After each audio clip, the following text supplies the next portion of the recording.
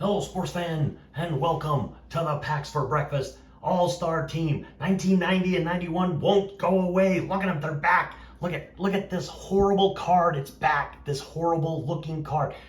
Let me explain. So we did on the show on this Sunday. We did the 1995 Topps cards. And we open packs of cards every Sunday at, not every Sunday, that's a lie, because there was a Sunday we didn't. Most Sundays, most Sundays at 6 a.m. Mountain Time, 8 a.m. Eastern Time. And we open up a bunch of packs of cards and we create an all-star team from them. So we did the 90 and 91 Fleer cards like 2-3 weeks ago. And I thought I had done all of my videos on them. Well, these cards were underneath another pile of paperwork, so they didn't get put up. So we are going to talk about Darryl Strawberry, who we've talked about before, Ellis Burks, and Tim Rock Reigns, who we have not talked about yet. Maybe Ellis Burks. No, I don't think so. But we're going to talk about him now. So we're going to start with Darryl Strawberry, the guy we know already a little bit about. 259 career batting average, 335 career home runs. Thought he'd have more, but he was a thumper in his prime. But he even led the league one year in 1988, but he led with 39 home runs.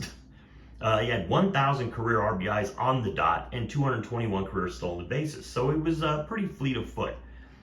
Played 17 seasons. Played 83 to 90 with the Mets. 91 to 93 with the Dodgers, played in 94 for the San Francisco Giants, and played 95 to 99 with the Yankees. He was an 8-time All-Star, and he had a career of 42.1 WAR. Now, here's some confusion about Darryl Strawberry.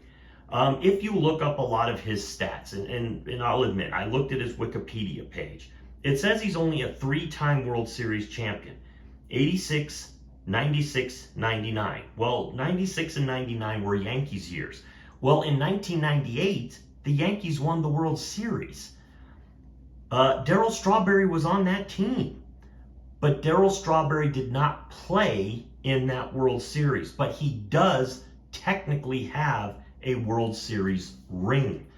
So I guess there's a gray area. Some people may consider him a 4-time World Series champion. Others may only consider him a 3-time because he didn't play in the World Series in 1998. He's got 4 rings. He played 100 games in 1998. So, that's a big contributing factor to getting your team there. He did have abdominal pains late in the season, which kept him out at the end of the year, which kept him out, it looks like, definitely of the World Series. He was not there. He did not play at all for the 98 World Series team, but he was on that team, but he wasn't on the World Series roster. So, kind of make your own judgment. Do you say he's a 4-time champion? Do you say he's a 3-time champion? You know what? He was on the team. They gave him a ring. To me, he's a 4-time World Series champion. 8-time All-Star. Now, the thing is about his Yankees career, he has 3 rings in 5 years of being with that team. If you want to say 3-time or 2-time, it doesn't matter. I'm going to say he has 3 rings. In his career, he played 231 games for the Yankees, 100 of them in 98. It's an average of 46 games played per season. His career average with the Yankees is 255. He hit 41 home runs, 114 RBIs in that time, in that 5-year span of playing for the Yankees and getting 3 of his rings. For comparison, his 87 season, which is his best hitting season, arguably, he had 39 home runs, 104 RBIs, and batted .284. That was in 1 season of baseball compared to 5 seasons where he hit 41 home runs and had 114 RBIs. So, of course we know about Darryl Strawberry's, his past. I don't like to bring up a lot of the negative stuff in their past because, you know what, let's just remember the baseball player. We know that we're all human and we're all flawed in some way. Let's just concentrate on the fact that, you know, in his prime, he was an absolutely amazing baseball player. Let's move on to Ellis Burks. Ellis Burks, another really good baseball player, actually has better numbers career than Darryl Strawberry, but doesn't have 4 World Series rings because he played for the Rockies for some of his career. He has a .291 career batting average. He has 352 career home runs, 2,107 career hits, and 1,206 RBIs. He also stole 181 stolen bases. Darryl Strawberry stole more, but didn't have more home runs than Ellis Burks. Ellis Burks had more home runs, and he had a better batting average. Darryl Strawberry's career WAR was 42.1. Burks, 49.8. Burks did play one more season. He played 18 years. He played from 87 to 92 with the Boston Red Sox, came back to him in 2004 at the end of his career. He decided to make a pit stop in Chicago to play with the White Sox, which seems to be an odd place, but it's like there are a lot of players, if you look at them, they'll make that weird, odd pit stop with the White Sox. He played for the Rockies from 94 to 98, which is, of course, why he's a player that, you know, is one of the players I really like, because he was a Rocky and he was good with us. He spent his prime years with us, ages 29 to 32, and he hit 115 home runs, had 337 RBIs, and batted .306 as a Rocky. So a good chunk of his numbers were done here in Colorado. He played in San Francisco from 98 to 2000. Then he went to Cleveland from 01 to 03. 2-time All-Star, 1-time Gold Glove winner. It's nice to talk about him. This, of course, he's in his, you know, he's got his Red Sox card because, of course, that's the 1990 card, which is not bad. The 1990 cards were not bad. It's the 91 Fleers that are ugly. And now we're going to talk about Tim Rock Raines. I know that Tim Rock Raines, sometimes he'll show up and we don't give him kind of the love that a lot of people feel he deserves, which I'm glad to see that there are a lot of people out there that truly appreciate Tim Rock Raines because he is a great player. He was an amazing player.